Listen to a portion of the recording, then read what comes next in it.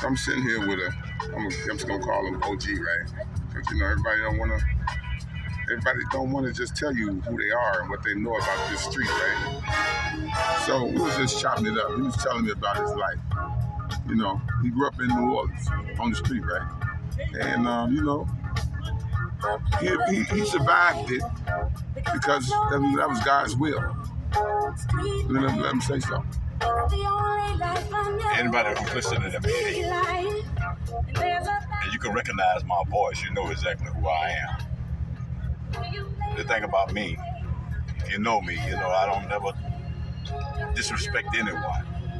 But I'm not going to let anyone disrespect me either, or anyone that I love or know. And I've been accused of many different things, but no one has ever been able to prove anything. And the thing about me, personally, I want the world to know the head and the director of my life is God. But it doesn't stop me from being a person who I am in this world. And the thing about it is that if you really realize that Jesus had 12 disciples, but the thing about it is that Jesus didn't have no punk-ass niggas with him. He was a person that had individuals with him that had all different types of walks. And they knew how to handle their business at any given time, any given day. And I just look at life as, the way that we're around here killing each other as young men, black men, and robbing and stealing and doing the things in which we don't want no other race to do to us. We're doing it to ourselves, and it's totally wrong. And the thing about it is that, we need to recognize who we are. We are God's chosen people. And when you're God's chosen people, the world can't do you no harm. And the thing about it is that you have to know that you are kings and queens and rulers over evil, but you're committing evil. Don't let the devil rule you. You rule the devil. We were chopping it up earlier, right?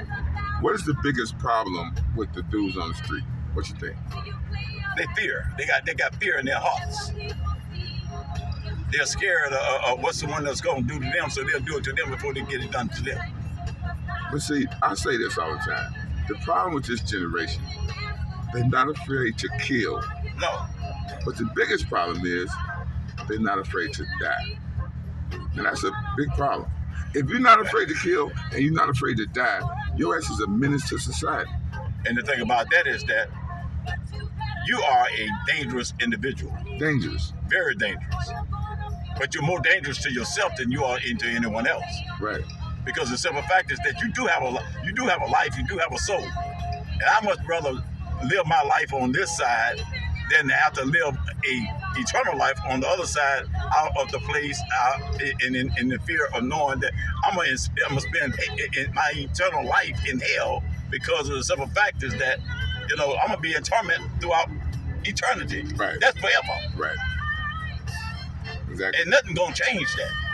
Well, let me say this, right? We're hanging out today. I'm hanging out with my guys over here. And two dudes pulled up, and they know each other. They family. But they pulled out the damn car, carrying AK-47s, right? I was like, dude, why do y'all have to show everybody that you packing? It makes no sense. I just told this guy a little while ago. He said he should, you got to carry a gun. I said, no, you don't, bro. You'd be better off leaving your gun at home.